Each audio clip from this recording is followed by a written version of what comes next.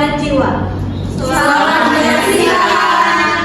Baiklah, di sini saya akan menjelaskan definisi dari perilaku kekerasan. Hasil dari marah yang ekstrim atau ketakutan sebagai respon terhadap perasaan terancam, baik berupa ancaman serangan fisik atau konsep diri.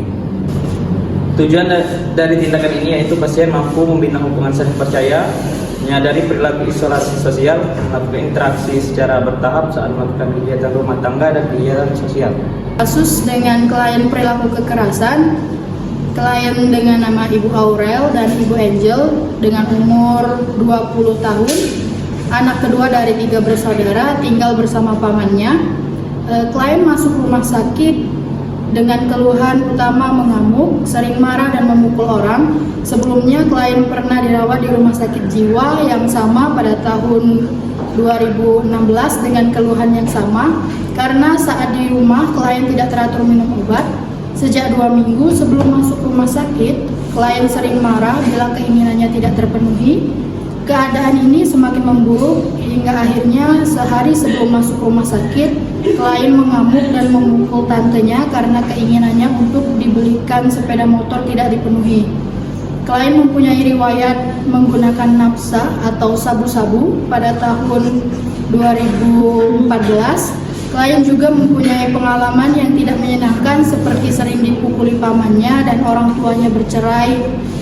Pada saat klien berusia 9 tahun, kemudian adiknya meninggal dunia. Pada saat dilakukan pengkajian, klien tampak tegang, gelisah, rahang terkatup, tangan mengepal, dan tatapan mata tajam. Berbicara dengan keras dan cepat, saat interaksi, klien mengatakan suka memukul orang di rumah, mengatakan dirinya seorang jagoan. Klien malas bergaul dengan orang lain, merasa tidak diperhatikan karena jarang dijenguk oleh keluarganya, dan sejak orang tuanya bercerai, klien kurang mendapat perhatian oleh keluarganya. Fase orientasi: 1. Melakukan salam terapeutik. 2. Perawat memperkenalkan diri. 3. Menanyakan nama pasien dan panggilan yang disenangi. 4. Menanyakan perasaan pasien. 5. Mengajak pasien untuk berbincang-bincang. 6. Menyepakati lamanya waktu untuk berbincang. 7. Menyepakati tempat untuk berbincang-bincang. Assalamualaikum Ibu. Ya, waalaikumsalam. Perkenalkan, saya perawat Ayu dan ini rekan saya, perawat Adelia. Di sini, apakah benar ini dengan Ibu Angel dan Ibu apa? Ya, benar. Ya, benar. Jadi, Ibu, di sini kami akan melakukan bincang-bincang kurang lebih selama 15 menit. Apakah Ibu bersedia? Ya, bersedia. Ibu Angel dan Ibu Aurel ini senangnya dipanggil apa? Biasa saja, saya Angel. Saya Aurel. Baik, Ibu Angel dan Ibu Aurel, kita mulai ya bincang-bincangnya. Fase kerja yang pertama yaitu menanyakan pada pasien penyebab perasaan marah atau kesal. Yang kedua yaitu menanyakan apakah sebelumnya pernah marah atau kesal. Yang ketiga yaitu menanyakan penyebab marah apakah sama dengan marah sekarang ini. Yang keempat yaitu menyimpulkan penyebab marah atau kesal yang dialami pasien. Yang kelima yaitu menanyakan pada pasien apakah yang dirasakan pasien saat marah. Yang keenam yaitu jika tidak menjelaskan, tanyakan apakah dada berdebar-debar, mata melotot, rahang tertutup rapat, tangan mengepal. Yang ketujuh yaitu menanyakan kepada pasien apakah yang dilakukan saat itu setelah merasakan adanya gejala marah. Yang kedelapan yaitu menanyakan pada pasien apakah cara lain yang lebih baik selanjutnya perawat mengajak pasien untuk belajar mengungkapkan kemarahan tanpa merugikan. Yang kesembilan yaitu mengajarkan cara mengontrol marah dengan cara latihan fisik 1, yaitu pada saat timbulnya perasaan marah, pasien berdiri lalu tarik napas dari hidung dalam hitungan 1 sampai 5, tahan sebentar dalam hitungan 1 sampai 5, lalu keluarkan atau tiup perlahan-lahan melalui mulut seperti mengeluarkan semua kekesalan dan kemarahan. Yang ke-10 yaitu meminta klien melakukan latihan 5 kali. Yang ke-11 yaitu jelaskan pada klien jika gunakan cara mengontrol marah ini jika klien merasakan adanya respon marah. Yang terakhir yaitu latihan klien memukul kasur atau bantal dengan cara menarik nafas dalam semampunya, mengumpulkan semua rasa amarah di dalam dada, salurkan amarah tersebut seolah-olah berada di kedua ujung tangan, Lampiaskan kemarahan tersebut, lalu pukulkan pada kasur atau bantal. Baiklah, Ibu Angel dan Ibu Aurel sering marah-marah ya katanya. Itu penyebabnya apa kira-kira? Ya, sering. Saya suka dipukul sama paman saya. Jadi saya sering marah-marah. Kalau Ibu Angel apa penyebabnya? Ya, saya kesal saja. Barang-barang yang saya beli sering dibuang-buang.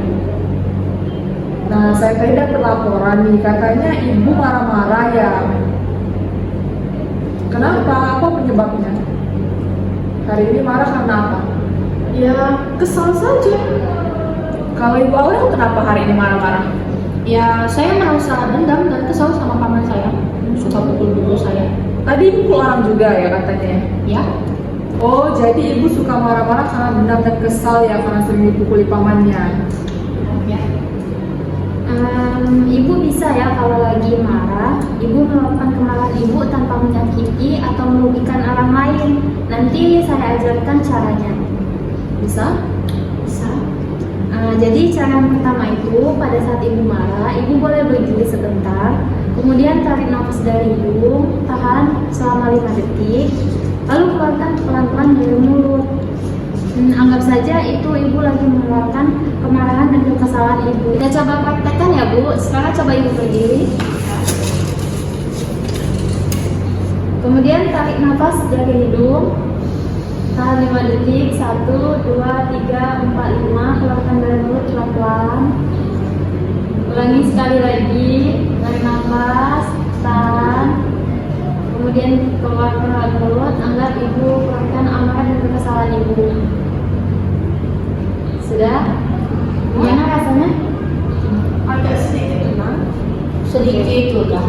Silakan duduk kembali. Kemudian cara yang kedua, kalau Ibu marah lagi, nanti di kamar Ibu bisa memukul kasur atau bantal sambil tarik nafas yang dalam, kumpulkan semua amarah Ibu seolah-olah amarah Ibu itu berada di kedua ujung tangan, kemudian lampiaskan pada pukulan pada bantal atau kasur. Ya, bisa ya? Bisa. Fase terminasi 1. Menanyakan perasaan pasien setelah berbincang dan melakukan latihan fisik 1.